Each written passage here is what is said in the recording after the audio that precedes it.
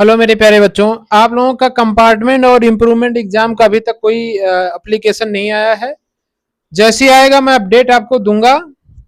साथ में जिन बच्चों का केमिस्ट्री में कंपार्टमेंट लगा हो, फिजिक्स में लगा हो, मैथ में लगा हो, बायोलॉजी में लगा हो, वो हमसे कांटेक्ट कर सकते हैं। कमेंट करिएगा, मैं आपको अपना पर्सनल नंबर दे दूंगा, फिर आप उससे कांटेक्ट या लिंक दे दूंगा व्हाट्सएप का, उससे आप ज्वाइन हो जाइएगा। फिर आपका जो है प्रिपरेशन में मदद मिल जाएगी। जहां तक बात थी आरटीआई की, तो मैं आपको बता दूं कि माध्यमिक शिक्षा परिषद दो तरीके का आरटीआई होता है। पहला आरटीआई ऑनलाइन होता है, दूसरा आरटीआई ऑफलाइन होता है। और एक इंपॉर्टेंट बात मैं बता दूं कि माध्यमिक शिक्षा परिषद ऑनलाइन वाले आरटीआई को एक्सेप्ट नहीं करता है। ध्यान से सुन लीजिए, आपको रिप्लाई नहीं मिलेगा, है ना। आपको रिप्लाई नहीं मिलेगा। आरटीआई करने में ज्यादा से ज्यादा नहीं, 5 से 10 मिनट का काम है। लेकिन माध्यमिक शिक्षा परिषद उत्तर प्रदेश कभी भी ऑनलाइन जो है आरटीआई को मानता नहीं है।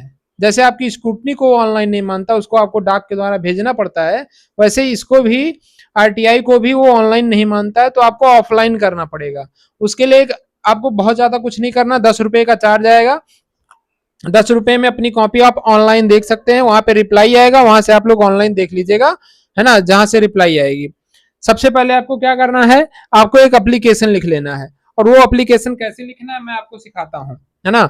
आप लोग एप्लीकेशन में लिखेंगे to the PIO, to the PIO UP board of high school intermediate education Prayagraj Uttar Pradesh 21/10/01 application आप लोग लिखेंगे।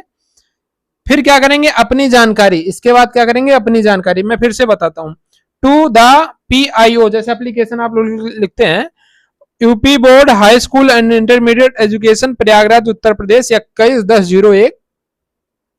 उसके बाद आप लोग अपनी पूरी जानकारी लिखेंगे। उसमें आपका नाम होगा, एड्रेस होना चाहिए, मोबाइल नंबर होना चाहिए, इंपॉर्टेंट है, नाम, एड्रेस और मोबाइल नंबर।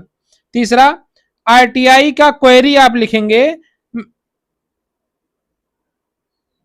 मेरे आंसर की फोटोकॉपी या मेरे आंसर की ऑनलाइन या जो भी है, जो आप पूछ रहे हैं वहां पे कि मेरे नंबर ऐसे क्यों आए, या किसी सब्जेक्ट को आप देखना चाहते हैं कि मेरे नंबर कैसे मिला है, उस चीज को आप वहां लिखेंगे। और वहां पे आप लोग लिखेंगे कि मेरे नंबर कैसे दिए गए, उसका विवरण दीजिए। अच्छे से आप लोग लिखिएगा कि आपको किस सब्जेक्ट में प्रॉब्लम है और उसको आपको देखना है। फिर आप क्या करेंगे, फीस आप लोग लगाएंगे 10 रुपए का। 10 रुपए का आपका फीस लगेगा, है ना। पोस्टल ऑर्डर लगेगी, ठीक है। और पे करिएगा PIO यूपी बोर्ड को। PIO यूपी बोर्ड को जब आप जाके वहां पे करेंगे, ऑनलाइन लिखेंगे PIO यूपी बोर्ड, 10 रुपए का चालान आप भरेंगे, तो आप वहां पे लगा दीजिएगा। फिर बहुत जरूरी क्या है, आप आरटीआई करके क्या क्या मांग सकते हैं, आप आरटीआई करके आंसर सीट मांग सकते हैं, आंसर सीट की कॉपी। दूसरा, मार्क कैलकुलेशन डिटेल मांग सकते हैं कि आपका मार्क कैसे जो है कैलकुलेशन किया गया है। और तीसरा, एग्जामिनर रिमार्क, है ना, एग्जामिनर रिमार्क आप मांग सकते हैं कि कौन से एग्जामिनर ने आपकी कॉपी चेक की है, उस तरीके से।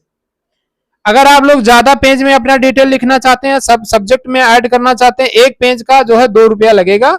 10 रुपया आपका उसका लगेगा ऑनलाइन का जो आप पे करेंगे, और 2 रुपया पर पेज आपका एप्लीकेशन और लगेगा, जितना एप्लीकेशन आप डालोगे 2 रुपया पर पेज, ठीक है।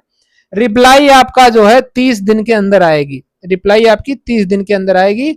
और ये आपको ले जाकर डाक के द्वारा भेज देना है, या फिर दोनों काम कर सकते हो, डाक के द्वारा या आरटीआई ऑफिस पे जाके आप भेज सकते हो।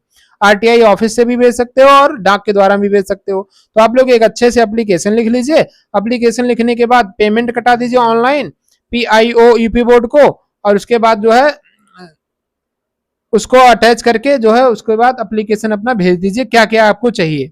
1 महीने के अंदर आपको उसका आंसर मिल जाएगा, ठीक है। बाकी बहुत बहुत धन्यवाद। कंपार्टमेंट इंप्रूवमेंट एग्जाम का जैसे डिटेल आएगा मैं आपको बताऊंगा। हालांकि मैं आपको बता दूं कि यूपी बोर्ड ने बहुत गलत किया है और उसको सुधार पाना बहुत मुश्किल है।